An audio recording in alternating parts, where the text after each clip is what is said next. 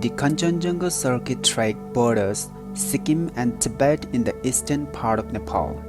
That means it's both remote and overflowing with Buddhist culture.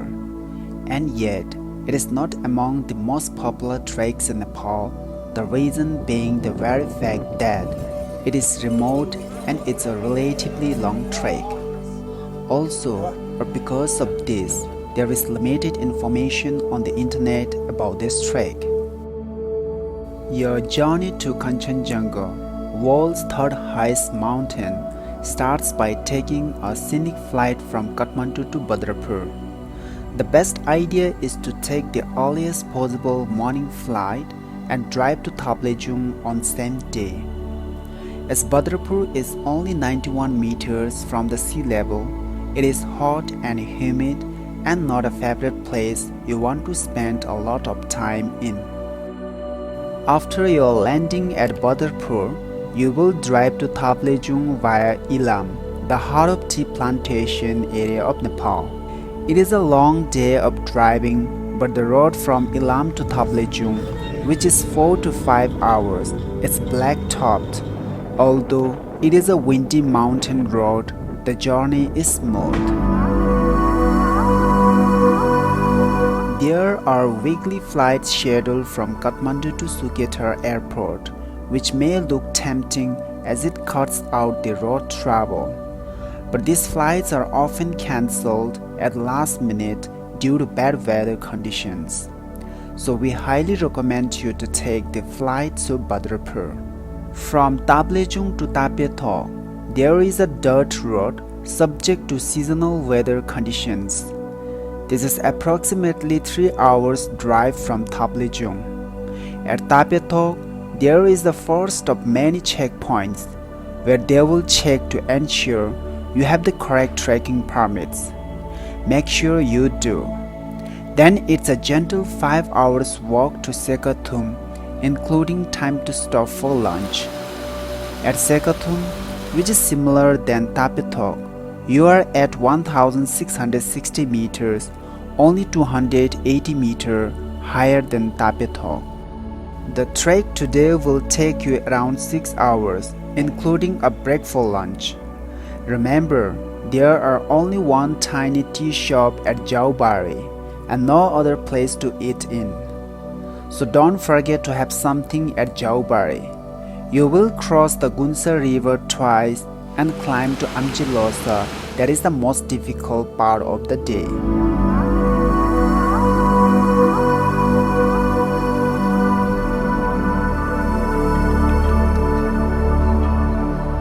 Today is relatively easy and involves only 4 hours of walking to Yabla.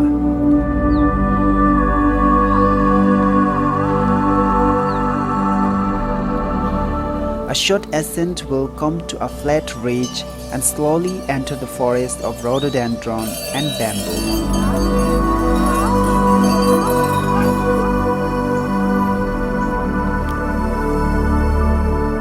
Yabla is at 2730 meters, which is 232 meters higher than Amjilosa.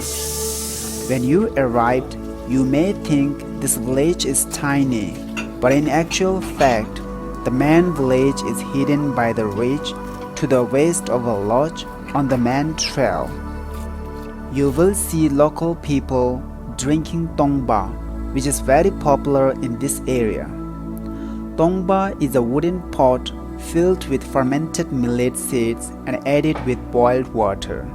From Yabla, the trek route follows the Gunsa River through a thin forest and a short ascent, which will reach to Phale village. Phale village supplies potato throughout the region. The valley widens up and exposed to yak pasture surrounding the village. There is an old Buddhist monastery within the village where you can witness the Purangjo, a precious statue of Buddha brought from Tibet. Many travelers believe that praying in this monastery will bring success to their journey in the Himalayas.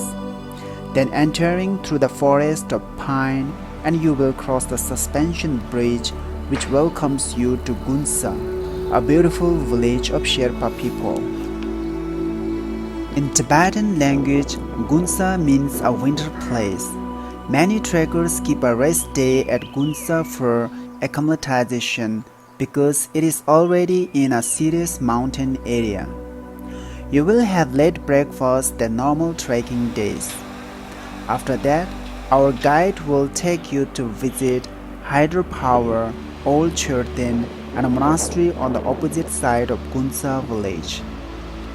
The afternoon will be perfect for a hot shower and relaxing at the tea house.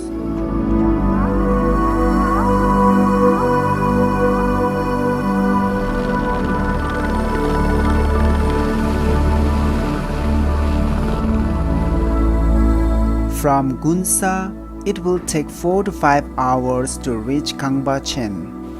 Although you are trekking at high altitude, but travel is relatively easy. The altitude makes it harder and takes longer comparing to walking at low altitude. A small section between Gunsa to Kangbachen is exposed and subject to occasional rockfall. So be careful when crossing this section and cross it as quickly as possible. Few trekkers stay extra day in Kangbachen for acclimatization.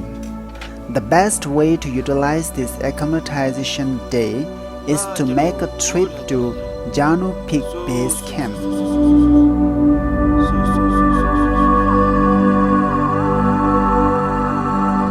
Trekking to Honak is about 4 hours. It is better to start the trek earlier to avoid windy afternoon. You will pass through the yak pasture and also spot blue sheep on the way. Honak is the highest settlement in Kanchenjunga North Base Camp, which is situated at the elevation of 4,800 meters. Your warm and thick clothes might be useful in this day.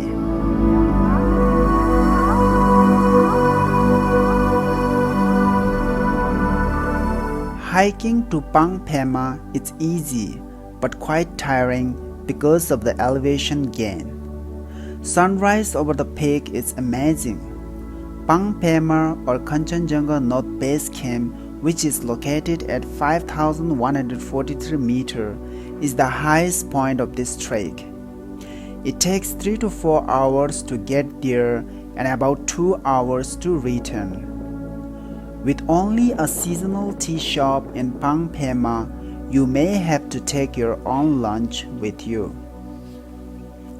From Pangpema to Gunsa, you will retrace the same route and head to Kanchenjunga South Base Camp via Selele Pass.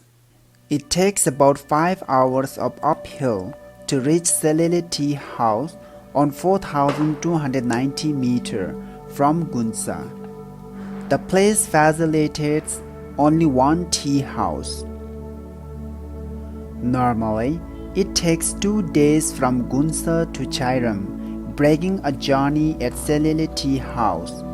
If you are one of these superhuman who are fit and experienced trekkers, you can go from Gunsa to Chairam in 1 day. The highest pass on the Kanchenjunga circuit trek is Sinen La at 4,641 meters. The trail goes up and down until the steep descent to Chairam, which is at 3,868 meters. The trail is rocky